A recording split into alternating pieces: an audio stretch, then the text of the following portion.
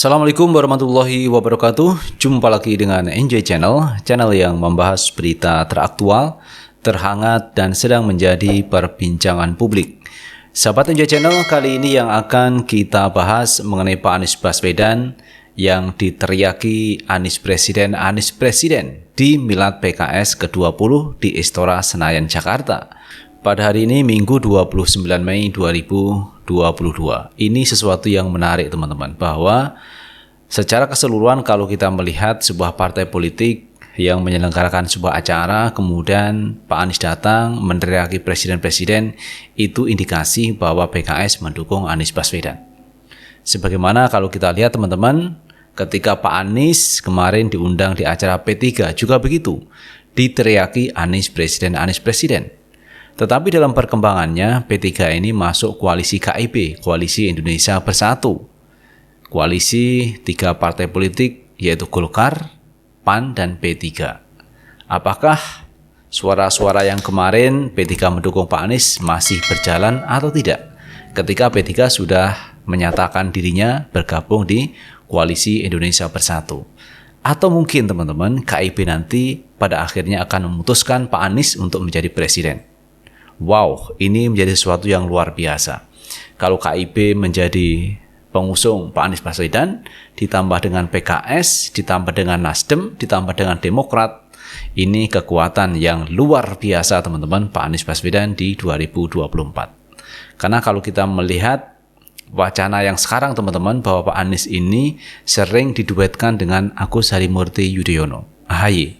Nah, kalau Agus Harimurti Yudhoyono dan Pak Anies ini bersatu, maka kekuatan Demokrat juga akan masuk pada koalisinya Pak Anies Baswedan.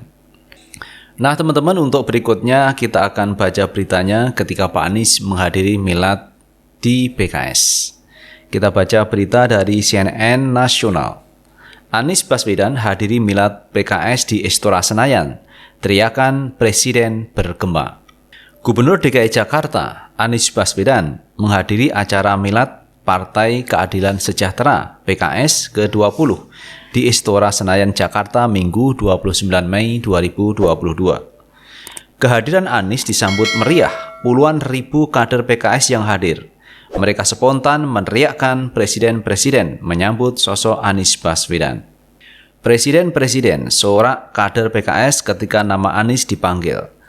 Tokoh lain yang tampak hadir yakni Ketua Umum Partai Kebangkitan Bangsa (PKB) Muhaimin Iskandar atau Caimin, Menteri Pariwisata Ekonomi Kreatif Indonesia Sandiaga Uno, Wakil Ketua Umum Partai Demokrat Edi Baskoro Yudhoyono, Ketua DPP Nasdem Bidang Ekonomi Rahmat Gobel, dan sejumlah tokoh lainnya juga tampak hadir.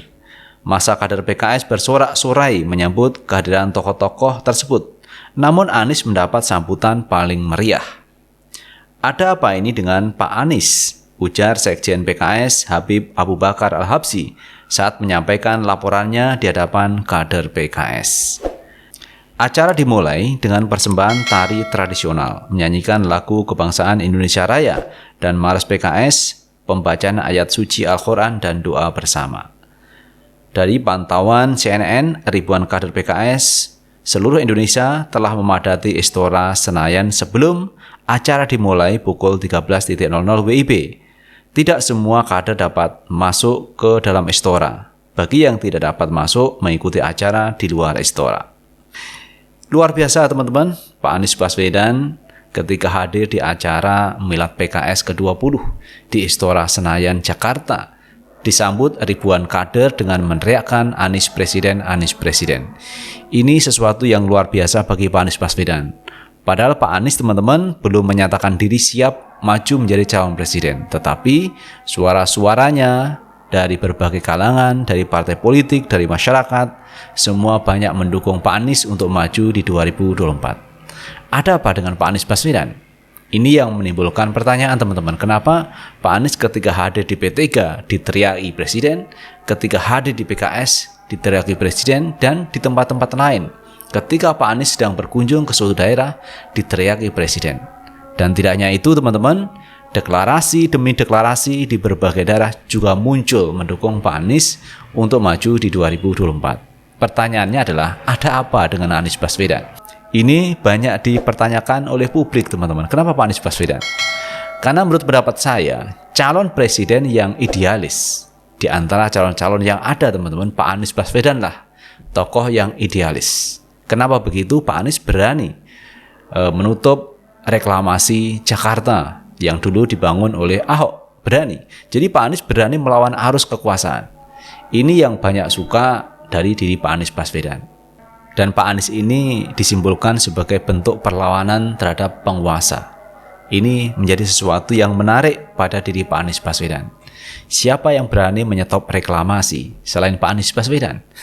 Padahal reklamasi dibangun oleh Ahok ini tentunya punya kekuatan politik, kekuatan pendanaan, dan kekuatan kekuasaan. Tetapi Pak Anies berani itu menutup reklamasi. Ini adalah simbol perlawanan. Dan Pak Anies tentunya akan banyak didukung oleh kelompok-kelompok oposisi, teman-teman. Yang tidak terwakili oleh kekuasaan, ini mungkin besar kemungkinan akan mendukung Pak Anies di 2024. Jadi ini menjadi satu kekuatan, teman-teman. Kalau PKS ini mayoritas sudah mendukung Pak Anies, kemudian saya perkirakan 212 juga mendukung Pak Anies, kemudian partai-partai pendukung lain misalkan P3, PAN, kemudian Nasdem, Demokrat mendukung Pak Anies, maka kekuatan Pak Anies ini menjadi luar biasa. Jadi menurut saya peluang Pak Anies cukup besar untuk maju di 2024 karena melihat kondisi politik di tanah air yang banyak mendukung Pak Anies untuk maju di 2024. Itu teman-teman yang bisa kita bahas kali ini, dan terima kasih telah menonton video ini. Jangan lupa tetap like, subscribe, share, dan komen di channel ini agar kita bisa membangun channel ini menjadi lebih baik lagi. Sukses selalu. Assalamualaikum warahmatullahi wabarakatuh.